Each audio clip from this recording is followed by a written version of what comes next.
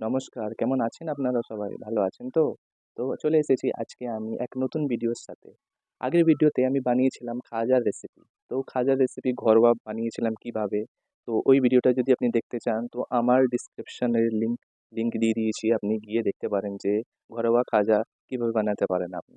আজকে আমি চলে এসেছি এক নতুন ভিডিওর সাথে। যেটা হতে চলেছে সম্পূর্ণ আলাদা। এটা হচ্ছে মুখরোচক ডিশ। মুখরোচক আপনি সকালে বা বিকেলে যখন ইচ্ছা তখন খেতে পারেন। তো মুখরোচক ডিশের নাম হচ্ছে আজকে আমার কচু পাতার ভেজ পকোড়া।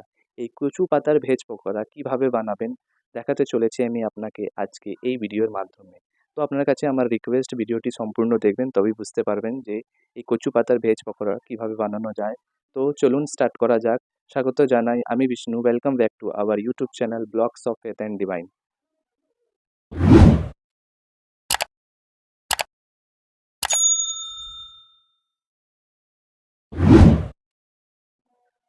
গাইস, কচু পাতার ভেজ পকোড়া বানানোর জন্যে নিয়েছি আমি ছোলার ডাল, যেটা আমি আগে এক ঘন্টা আগে ভিজিয়ে রেখে দিয়েছিলাম। তারপরে নিয়েছি আমি 4টে কাঁচা লঙ্কা আর অর্ধেক লেবু, পাতিলেবু। আর তার পাশে নিয়েছি আমি কিছুটা কচু পাতা। গাইস, হয়তো আপনি ভাবছেন যে কচু পাতার পকোড়া খেতে হয়তো গলাতে কুটোবে। একদমই না গাইস, আপনি একদম নিশ্চিন্ত থাকুন। আমি আপনাকে সে ব্যবস্থাও জানিয়ে দিচ্ছি যে এই কচু পাতাটা আপনি দেখবেন সব জায়গায় পাওয়া যায়, আপনার আশেপাশেও পাওয়া যায়। তো আপনি নেবেন, আর এটা দেখুন, ভিডিওটা সম্পূর্ণ দেখলে বুঝতে পারবেন যে এই কচু পাতাটা কীভাবে পকোড়া বানালে আপনার গলাতে লাগবেও না, আর খেতেও খুব টেস্টি হবে। তো চলুন, এই যে ছোলার ডালটা আমি ভিজিয়ে রেখেছিলাম, এবার এটাকে আমি একটা স্মুথ পেস্ট বানিয়ে নেব। গাইস, ভেজানো ছোলার ডাল আমি স্মুথ পেস্ট বানিয়ে নিয়েছি। এবার ওর মধ্যে হচ্ছে অ্যাড করব আমি কালো জিরে, সামান্য কালো জিরে অ্যাড করব। তারপর ওর মধ্যে অ্যাড করব আমি নুন, আর অ্যাড করব হচ্ছে আমি সামান্য হলুদ। এরপর এর মধ্যে অ্যাড করব হচ্ছে আমি একটুখানি সবজি মশলা।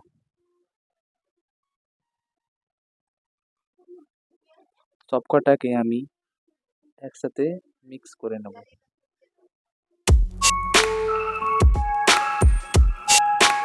গাইস, আমি ব্যাটারটাকে ভালো করে মাখিয়ে নিয়েছি। এরপর এর মধ্যে আমি অ্যাড করব হচ্ছে লেবু। লেবুটা দেওয়ার কারণ হচ্ছে গাইস, যাতে পকোড়া বানানোর সময় বা এটা খুব টেস্টি হবে। আর তারপরে হচ্ছে যে খাওয়ার সময় গলা কুটোবে না, তাই জন্য লেবুটা অ্যাড করা। তো অবশ্যই লেবুটা অ্যাড করতে আপনি ভুলবেন না যখন আপনি আপনার ঘরে বানাবেন এই রেসিপিটা। তো লেবুটা অবশ্যই অ্যাড করবেন।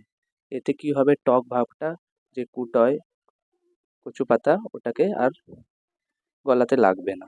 তো এতে লেবু অ্যাড করে নিলাম।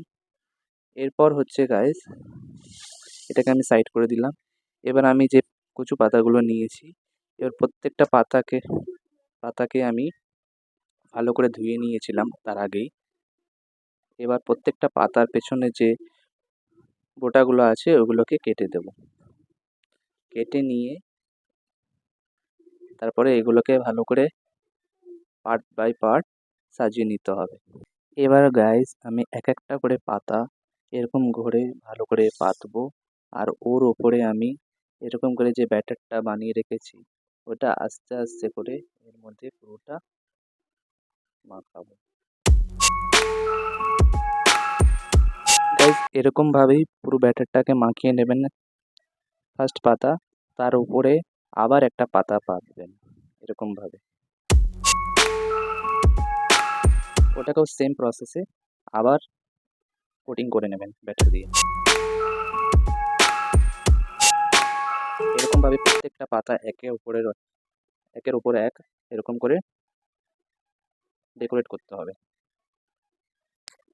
গাইজ, এরকমভাবেই প্রত্যেকটা পাতা একের ওপর এক চাপিয়ে দিয়ে একটু হালকা হাতে প্রেস করে দেবেন, যাতে পুরো ভালো করে বসে যাবে পাতাটা। গাইজ, আমি এখানে ছোলার ডাল এই জন্য ইউজ করলাম যে এটা খুব টেস্টি হয় ছোলার ডাল দিয়ে। আপনারা হয়তো জেনে থেকেছেন যে বেসন ইউজ করে। বেসন তো অবশ্যই ভালো লাগে, কিন্তু আমি আপনাকে জানাবো আপনি একবার ছোলার ডাল পেস্ট করে বানিয়ে এখানে দেখবেন, ওর থেকে বেশি, বেসনের থেকে বেশি টেস্টি হয় আপনার ছোলার ডাল দিয়ে। তো একবার ট্রাই করে দেখবেন ছোলার ডালের বানিয়ে, আরও টেস্টি হয় আর ক্রিস্পি হয়। এরপর এরকম করে সাজিয়ে নেবেন প্রত্যেকটা পাতা এরকম করে।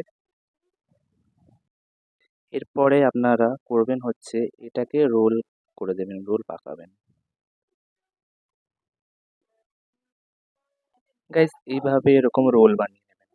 রোল বানিয়ে নেওয়ার পর এদিকে এটাকে স্টিম করতে হবে, এটাকে ভাপিয়ে নিতে হবে। তো চলুন এটাকে ভাপিয়ে নেওয়া যাক। আপনি সুতোর সাথে বেঁধে এটাকে স্টিম করতে পারেন, আমি সুতো ছাড়াই এটাকে স্টিম করব। তো চলুন এবারে স্টার্ট করা যাক, এটাকে স্টিম করা যাক। গাইস এদিকে আমি নিয়ে নিয়েছি একটা পাত্র, যেটার মধ্যে ছোট ছোট হোল বানানো আছে, আর নিচে ফুটছে জল, আর ওর ওপর দিয়ে ভাপটা বেরোবে, তার উপরে আমি বসিয়ে দেবো হচ্ছে এই কচু পাতার রোল।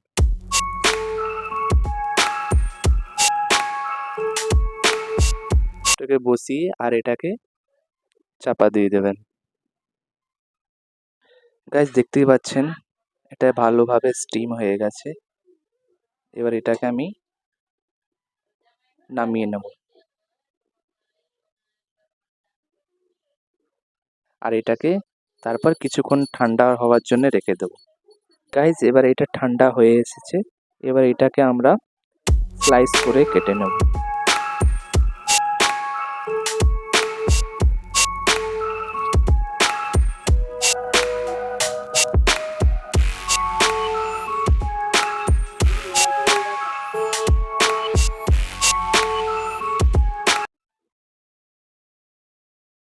যতগুলো আমি স্টিম করে রেখেছিলাম ওগুলোকে এইভাবে কেটে নিয়েছি, আপনি দেখতে পাচ্ছেন কত সুন্দর লাগছে দেখতে। এবার এগুলোকে হচ্ছে আমি ফ্রাই করব। তো নিয়েছি আমি একটা প্যান, তার মধ্যে দিয়ে দিয়েছি তেল, আর এটাকে ডিপ ফ্রাই করতে হবে এবার। তো একটা একটা করে এইভাবে আপনি ছেড়ে দেবেন তেলের মধ্যে, আর এটাকে ভালো করে ফ্রাই করবেন তেলের মধ্যে। গাইস এবার এটাকে মিডিয়াম ফ্লেমে ভালো করে ফ্রাই করবেন।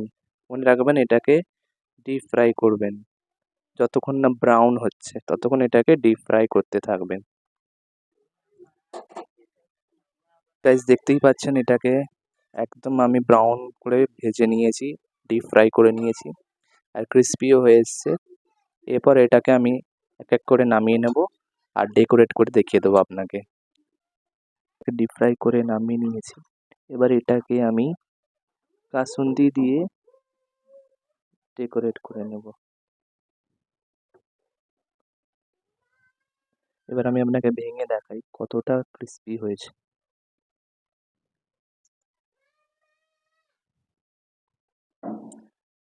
তো এটা একবার ট্রাই করে দেখবেন ঘরে অবশ্যই, অত্যন্ত টেস্টি হয়। তো চলুন দেখা হচ্ছে পরবর্তী ভিডিওতে। গাইজ একটা রিকোয়েস্ট করব, যদি আপনি আমার ভিডিওতে ফার্স্ট হয়ে থাকেন তো প্লিজ আমার চ্যানেলটিকে সাবস্ক্রাইব করে পাশে থাকা বেল আইকনটাকেও প্রেস করে দেবেন, যাতে আমার সমস্ত ভিডিওর নোটিফিকেশান আপনি পেয়ে যাবেন। তো চলুন দেখা হচ্ছে পরবর্তী ভিডিওতে।